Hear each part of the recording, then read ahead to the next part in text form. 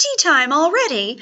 Ah, right. So today we're going to be spending some time talking about British imperialism, and as British is trying to control all of the... Wait a minute. That's not what the screen says. The screen says American imperialism. That's right. We're not in world history. We're in American history.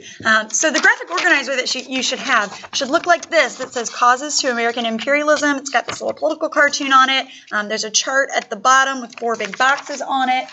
So today what we're going to kind of see is as America is starting to become a major world power at the end of the 1800s, how they really kind of got involved in this thing that until this point had really been something very European, right? So before we can get into this, we need to talk a little bit about what all this stuff really means. So today what we're going to focus on is the term imperialism, what imperialism is all about, and what were the 4 different factors that really motivated Americans to get out there and be imperialistic. So imperialism. Right? That's a word that should sound familiar to you. It's a word that has its root in another word. So look at it here. Empire, right? So the root of imperialism is the word empire. Right? So when you're thinking about what imperialism is, essentially it is just empire building. It's this idea that we are extending control or rule of our country over other countries and colonies, right? So let's think about the world, right? This is my fancy little globe here. Let's go back to European imperialism. So Great Britain right here, teeny tiny country on the edge of Europe. They say back in the 1800s that the sun never sets on the British Empire. And that's because Great Britain has colonies all over the world, right? So what we're seeing now is that Europe and Great Britain and other countries right there are not going to be the only ones doing empire building in this time period. America is going to get in on that game too, because America wants a worldwide empire as well. Okay, so let's look at this political cartoon here and see what it's talking about. So if you look at the caption down at the bottom, it says 10,000 miles from tip to tip. So what is 10,000 miles from tip to tip? So let's look at some of the images in this picture. So first thing you should notice is we've got this really big bald eagle right there in the center. In the background, we've got a sun shining, and if you look carefully, the sun's rays look a little bit like the bars of the American flag, and you'll notice that the sun's border itself is made up out of stars, right? So right there in the center, we've got the United States, but that's not all. Look at where the bald eagle's wings are spreading. So you'll notice that there are some islands in this picture: Puerto Rico, Samoa, Hawaii, Manila, right? So what is 10,000 miles from tip to tip? Well, it's the American Empire, right? So it's basically saying that the American Empire, which up until 1898 had just been this red part up here, is suddenly going to spread out across the rest of the world, all right? So let's think about this for a second. Why is it weird that this would be a thing America would do, okay? What is it about the nature of empire building that seems strange to an American? Well, think about how America started as a country, right? We started as colonies of Great Britain.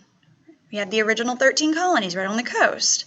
And we started to get really upset with the way we were being treated by Great Britain. So we rebelled against them, overthrew a colonial government, and founded our own free and independent nation, right? That's how we came to be.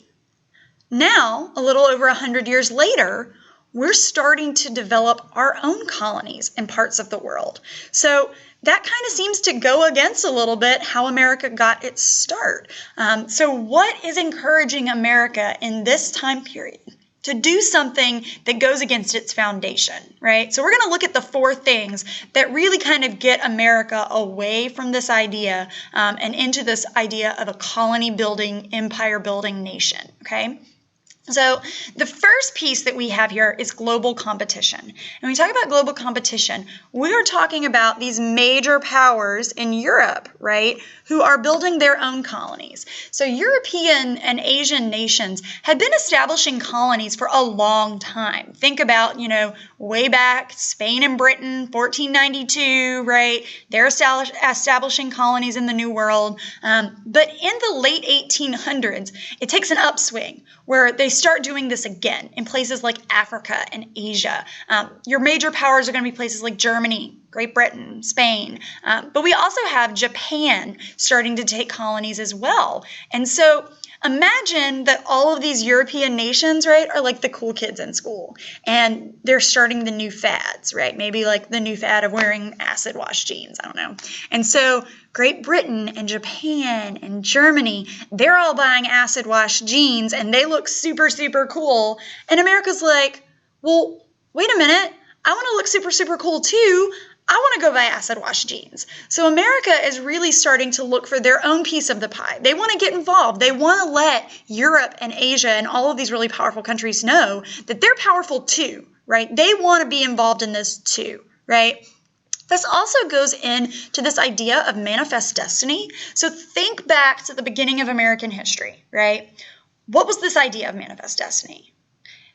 It's this idea that God likes us best, right? So manifest destiny refers to religion, that God likes America because America is a democracy, and a democracy is the freest form of government, and God likes Americans, or God likes people to have free will, so God likes America best. And because God likes us best, he is giving us all of North America, right? And so that was the reason Americans started moving west in the first place, taking places like Texas and California and growing our nation to where we are coast to coast, east to west.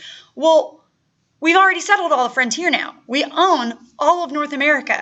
So now we need to start getting involved in new places. God still likes us best because we're still the most democratic. So we need new frontiers. So basically it's this idea that it's an extension of what we have been doing already in our country, right? It's nothing new for us. And that's kind of one of the excuses that like, well, wait a minute, this is not the same as what Great Britain was doing way back in the 1700s, right? Because again, God likes democracy. So we're just spreading democracy, right? So that's kind of another part of this idea. So just to kind of give you a picture of what's going on, this map is from 1900. So if you look down here, all of these different colors represent colonial possessions around the world. So you'll notice that there are very few countries that are either not controlling something or not being controlled by another country. On this map, anything that's in solid white is a country that is not establishing colonies and is not being controlled. So you see there are parts of China, parts of the Middle East, Latin and Central America, Scandinavia is not really doing anything, Eastern Europe is not really doing anything.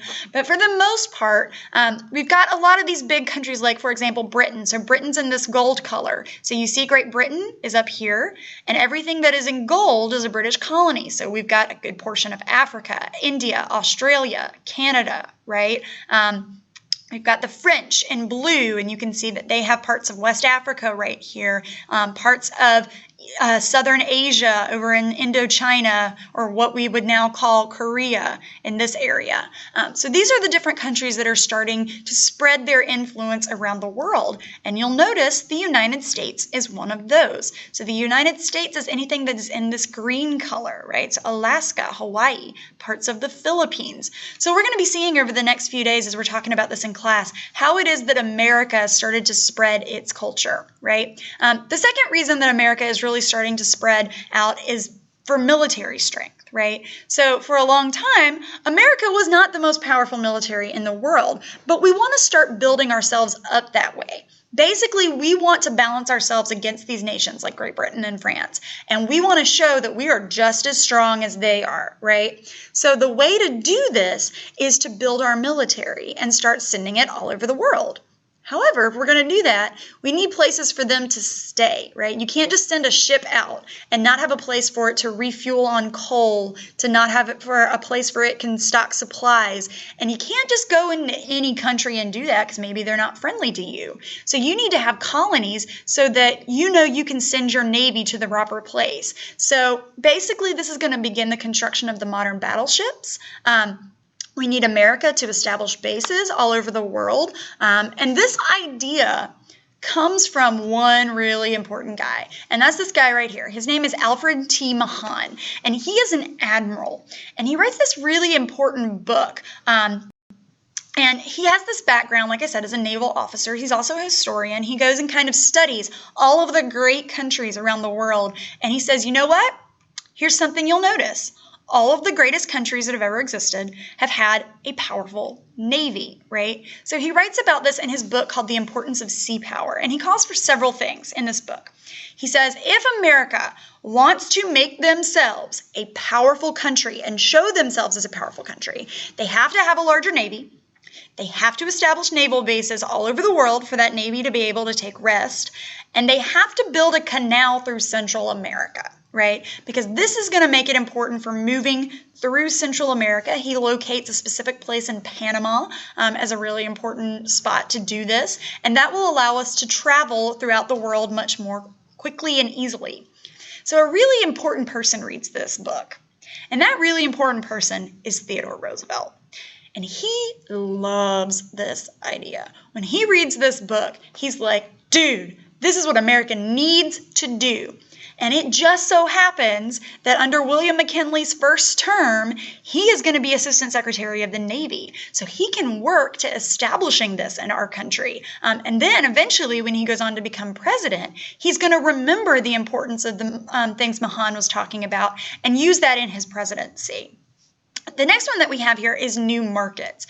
So basically at the end of the 1900s, America is overproducing. They've got a lot of goods. Farms are producing, factories are producing, and basically America is not buying anymore. We're buying enough. We've got enough. We've got a surplus. So we need somewhere to sell these new goods. And so they're like, if we can't sell them here, maybe we can sell them in other places. So they want foreign markets to be able to sell these goods. There's also this need for raw materials. So when you're producing things, right, you need certain materials in order to produce, coal being a big one in this time period.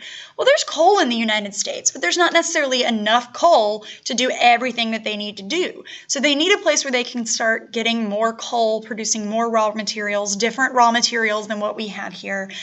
So they start spreading that influence, and that's one of the reasons they're really looking for new places.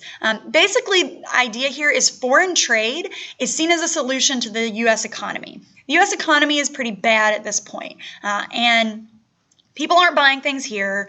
There's too much stuff. They need to sell it somewhere, so maybe we can sell it overseas. So foreign trade is a really good solution to what Americans are really seeing as this major issue here. The last real reason that people are starting to spread this concept of manifest destiny, or spread this concept of imperialism, is cultural superiority, okay? So this is a tale as old as time in world history, where Europeans, starting with Europeans, believe that because they are the more civilized culture, that they are the best culture, right? This goes back into these ideas of social Darwinism. So we talked about social Darwinism as being the survival of the fittest in terms of business, but there's also this idea of social Darwinism and survival of the fittest in terms of the different races, where the Anglo-Saxon race or the white race is the one that is the most superior. They're the ones that have the most technology, the most factories, the most military, the biggest militaries. So they are superior, right? And so it is their job as the best or the fittest to survive the best. And the best way to do that is to spread these ideas, right? There's also this kind of idea of exceptionalism. This plays into social Darwinism a little bit. So think back when we're talking about manifest destiny, right? where Americans are saying, America is the best country in the world. We are the most exceptional country in the world, right? So we should be spreading the ideals of democracy and freedom and all of these ideals to other places in the world. Because again, God likes it best. America's the best. Everybody needs to know that America is the best. So we need to tell them that America is the best and make them like America, right? So that's kind of what they're doing here. There's also this idea at this time period of the white man's burden. Okay, so this actually comes from a poem, which I'll come back to this page just a second, but it was a poem written by British novelist Rudyard Kipling. He's probably most famous for his book, The Jungle Book. That's probably what you know him the best for, but he also writes this poem in The White Man's Burden, where he talks about how the white man has this responsibility to spread its civilization. Because we are the best civilization, it is our responsibility to take that out to the rest of mankind. Right? And it's going to suck. Remember, a burden is something that's not great. It's something that is painful, something that you're carrying with you. And it's not going to be fun. It's not going to be, exciting. People are going to resist. People are going to fight back.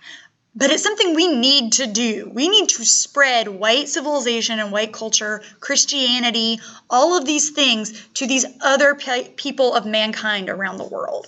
Something that was really popular in this time period was like to sort humans. So if you look at this picture here, this is just one of these kinds of pictures where they're sorting all of the different varieties of mankind. So going back to this idea of social Darwinism, where you've got the most supreme in the middle, and you'll notice it's like the white, the Arabic, the Asian or the Japanese, right? So these are kind of the superior varieties of mankind. And as you spread out, there are the lesser varieties of mankind, right? And you'll notice that as you get further out, it is the darker skin, right? The Native American down here. They like to kind of try to scientifically prove the different races. And it's this idea that as the superior race, we have the right to spread this civilization. So these are kind of really the reasons that Americans are really starting to get out there. We're going to see as we continue looking at this, some of the different places that they went to and what they were doing. But it really just goes back to this globe, right? This teeny tiny little rock floating in the sky, and how America can expand its influence throughout the entire globe, right? So that's really what this all comes down to. So I'll see you guys later, and goodbye.